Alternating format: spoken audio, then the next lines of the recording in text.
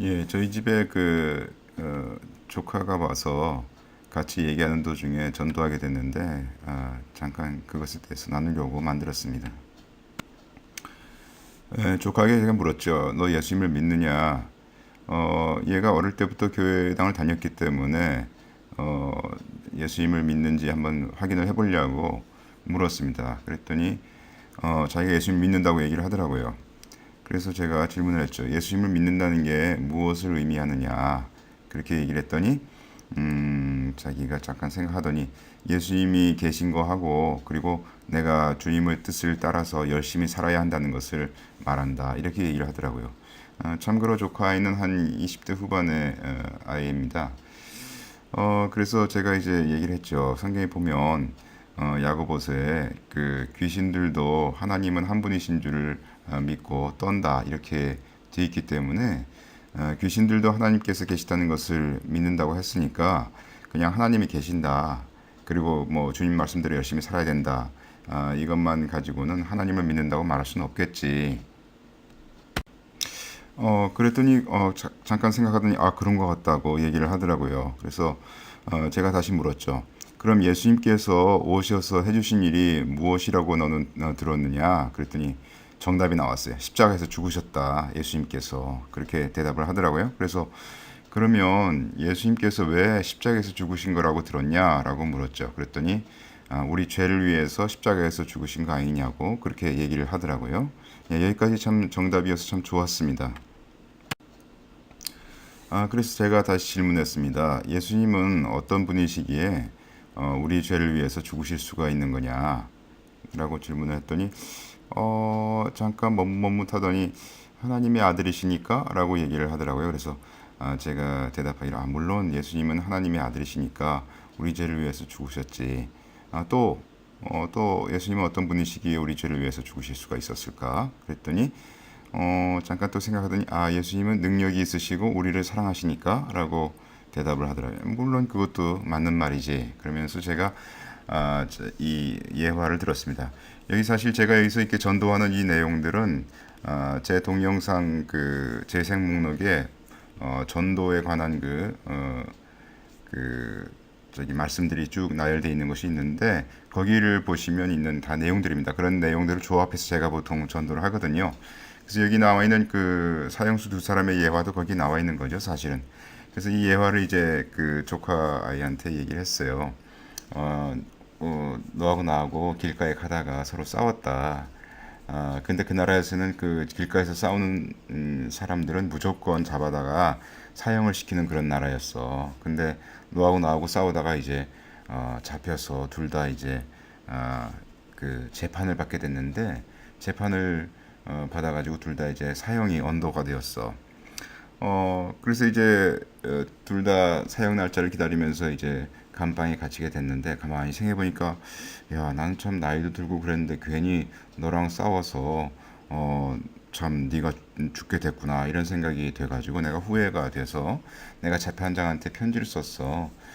재판장 날이 제가 가만히 생각해 보니까 너무 잘못했습니다. 여기 참 저는 참 이 죽어 마땅한 사람이지만 그러나 제가 또 여기 조카를 위해서 대신 죽어 줄 테니 우리 조카를 살려주십시오 하고 편지를 썼어. 그랬더니 재판관이 그 편지를 보고서 내가 너 대신에 죽게 해줄까 안 된다고 얘기할까라고 질문했어요. 그랬더니 가만히 생각하더니 그거 안 된다고 얘기할 것 같다고 그렇게 얘기를 하더라고요. 그래서 아니 그러면 예수님은 너를 위해서 죽으실 수가 있었잖아. 그런데 나는 왜 너를 위해서 죽지 못하지? 라고 질문했습니다. 다시 말해서 예수님하고 나는 무엇이 서로 틀리길래 예수님은 너를 위해서 죽으실 수 있고 또는 인류 전부를 위해서 죽으실 수 있고 나는 너를 위해서 죽을 수 없을까? 라고 질문을 했더니 대답을 잘 못하더라고요. 글쎄요 그렇게 얘기하더니 가만히 생각하더니 그렇지 저기 나는 저기 삼촌은 죄인이시니까 사형수니까 어차피 다른 사람의 죄를 위해서 죽으실 수는 없는 거 아니냐 이렇게 얘기를 하더라고요. 다시 말해서 예수님은 다른 사람들의 죄를 위해서 죽으실 수 있다. 이런 말은 무슨 말이냐면 그 밑에 어떤 것을 깔고 있느냐면 예수님은 죄가 없으신 분이시다. 이런 얘기를 하고 있는 것이죠. 그래서 예수님은 죄가 없으시고 거룩하신 분이시기 때문에 다른 사람을 대신해서 또는 온 인류를 위해서 죽으실 수 있다라는 것을 이제 얘기를 해주게 된 거죠. 그래 예수님께서는 그 거룩하신 분이시기 때문에 십자가에서 죽으실 수가 있게 됐는데 그러면 예수님께서 누구의 죄를 위해서 죽으셨는지 물었어요. 그랬더니 조카가 또 이제 인류의 죄를 위해서 돌아가신 거 아니냐고. 그래서 제가 아니 뭐 그런데 그래 우리 모두의 죄를 위해서 돌아가신 건 맞지. 그런데 예수님은 누구의 죄를 위해서 죽으셨을까라고 얘기했더니 뭐 똑같은 질문이잖아요. 그러니까 뭐 헷갈렸는지 하여튼 대답을 못했어요. 그래서 제가 여기 이제 예화를 다시 들었습니다. 돼지 10마리 소풍을 가는 그런 예화죠. 돼지가 10마리가 소풍을 갔어요. 그래서 학교 버스를 타고 소풍을 갔는데 이제 다 열심히 놀고서 다시 집에 들어오려고 해서 이제 반장 돼지가 돼지를 셌어요. 그냥 한 마리, 두 마리, 세 마리 다 셌는데 돼지가 9마리밖에 없었어. 이게 사실 이 그 얘기가 옛날에 우리 저기 초등학교 교과서에 나왔던 얘기인데 조카가 다니던 때는 이런 예화가 없었나 봐요. 모르겠어요. 그래서 이 예화가 무슨 예화인지 잘 모르더라고요. 그래서 이제 9마리까지 샜는데 왜 그랬을까? 왜 10마리가 소풍 갔는데 9마리만 보였지? 그랬더니 이제 자기를 세지 않아서 그랬냐고 그렇게 대답을 하더라고요. 그렇다. 우리가 물론 예수님께서 모든 인류의 죄를 위해서 돌아가셨지만 우리 모두의 죄를 위해서 돌아가셨다고 하지만 그런 생각을 하면서도 사실 내 죄 때문에 예수님이 돌아가셨다고 생각하기는 쉽지 않지. 예, 그렇게 얘기를 해주게 됐습니다. 자, 이제 그 예수님이 우리 대신에 십자가에서 죽으셨다고 하는데 그렇다면 예수님이 대신 죽으셨으니까 사실 십자가에서 죽어야 할 사람은 누구라는 말이 되는 거지? 라고 질문을 했죠. 그랬더니 우리요? 저요? 라고 이제 대답을 하더라고요. 그렇지. 예수님이 대신 십자가에서 죽으셨으니까 사실은 십자가에서 죄 때문에 죽어야 될 사람은 예수님이 아니라 우리 또는 나라고 얘기하는 것이지. 정말 그렇다면 문제가 뭐냐면 네가 너의 죄 때문에 주가 마땅한 자라고 너는 생각하니? 라고 질문을 했습니다.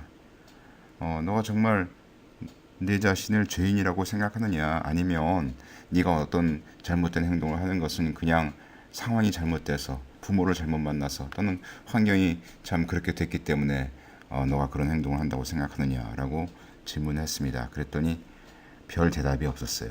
다시 말해서 조카 아이가 자기 자신이 정말로 죄인이라고 생각하지 않더라고요.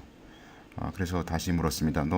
너가 정말 죄의 문제 때문에 괴로워한 적이 있느냐라고 질문을 했습니다. 그랬더니 죄 문제 때문에 괴로워한다는 게 무슨 뜻이냐라고 다시 질문을 저한테 도로 하더라고요. 그래서 너가 정말 양심의 가책을 가져본 적이 없느냐 라는 질문을 하게 됐습니다. 그래서 제가 보니까 조카 아이가 아직 자기가 그 죄 문제 때문에 괴로워한 적이 없고요.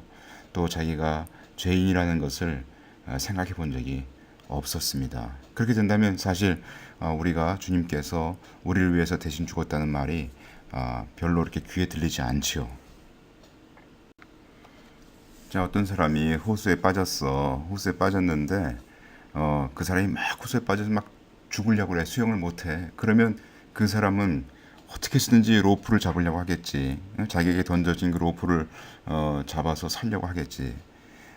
그래서 그 사람에게는 이 그 로프, 다시 말해서 그 구원이라고 하는 것이 아주 절대절명의 절박한 그 것이 되는 거야. 그런데 너처럼 수영을 잘하는 사람이면 바다에 들어가서 뭐 그냥 뭐 수영을 잘 하는데 뭐 누가 너한테 로프를 던져준다고 그게 의미가 있는 게 아니잖아. 마찬가지로 사람이 자기가 죄인인 것을 알지 못하면 예수님께서 내 죄 때문에 십자가에서 죽었다 이런 말이 사실은 알고 있지만 들리지가 않는 거야.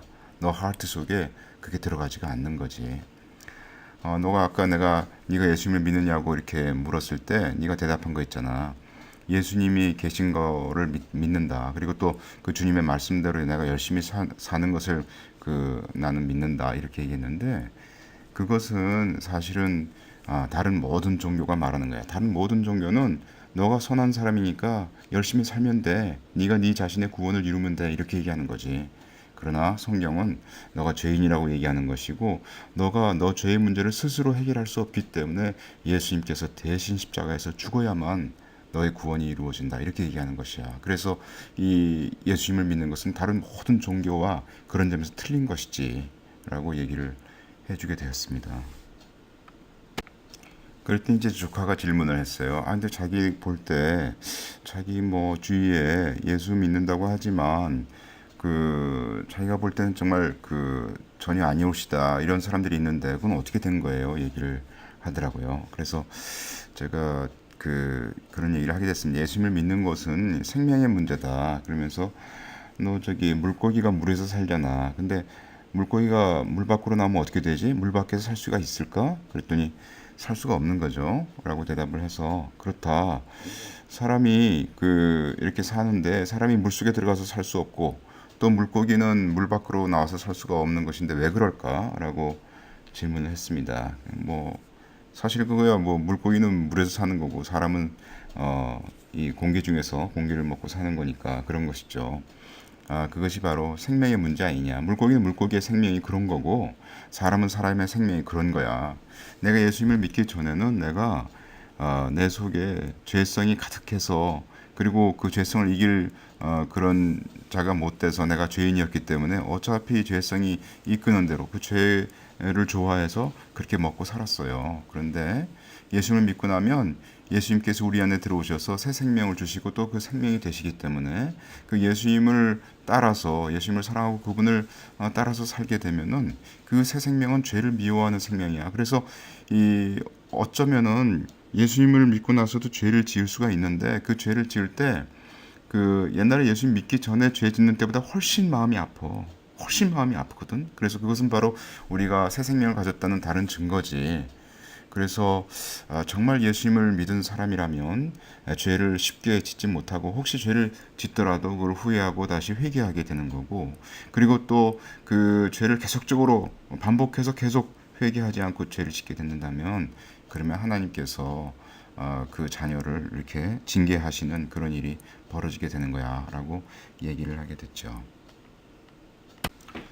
그래서 예수님을 믿는 것은 내면적인 그런 사건이지. 너 봐라, 너도 교회당을 참 어릴 때부터 열심히 다녔지만은 네가 정말로 네가 죄인인 것을 인정하지 않잖아. 그러면 너가 지금 예수님을 믿는 게 아니잖아. 그래서 교회당을 다닌다거나 또는 기도를 한다거나 어떤 사람이 뭐 11조를 열심히 한다거나 그런 바깥의 행동이 있다고 해서 너가 그 사람들을 그리스도인이라고 생각하면 안 돼. 그리스도인이라고 하는 것은 예수 그리스도를 나의 주님으로 이렇게 구세주로 마음속에 깊이 영접한 받아들인 그런 사람들을 얘기하는 거기 때문에 예수님을 믿는 것은 그 사건 자체가 내면적인 이면적인 그런 사건이에요. 성경에도 보면 로마서 2장에 오직 내면적인 이면적인 유대인이 유대인이며 할례는 마음에 할지니 신령에 있고 어떤 법조문에 있는 것이 아니다.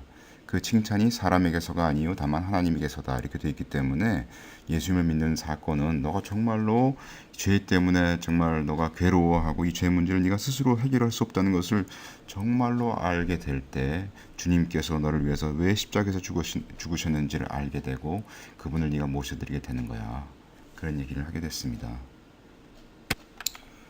마태복음에 심령이 가난한 자는 복이 있나니 천국이 저희 것이며 애통하는 자는 복이 있나니 저희가 위로를 받을 것이며 이렇게 주님께서 산상수훈에서 처음에 사람들을 어떤 사람들에게 복을 주실 건가를 말씀하시는데 여기 보시면 그것은 결국 그 자신의 영적인 파탄을 솔직히 시인하는 자, 또 하나님 앞에 선 인간은 무가치하고 오직 하나님만을 의지할 수밖에 없다는 사실을 솔직히 자백하는 자를 주님께서 부르시는 것을 말하고 있는 것이죠. 또 특별히 여기서 예수님께서 애통하는 자는 복이 있다 그랬는데 이 애통은 영적인 측면의 애통을 말하는 것이므로 인간과 하나님 사이를 갈라놓는 불의에 대한 애통이고 사람들이 자랑하던 바로 그 도덕성과 자기의 셀프 라이처스니스라고 하죠. 자기의에 대한 애통이고 하나님의 뜻을 진지하게 찾고 끝끝내 발견하려는 애통이다. 이렇게 주석에도 나와 있습니다. 그래서 참 주님께서 찾으시는 자가 바로 내가 죄 때문에 괴로워하고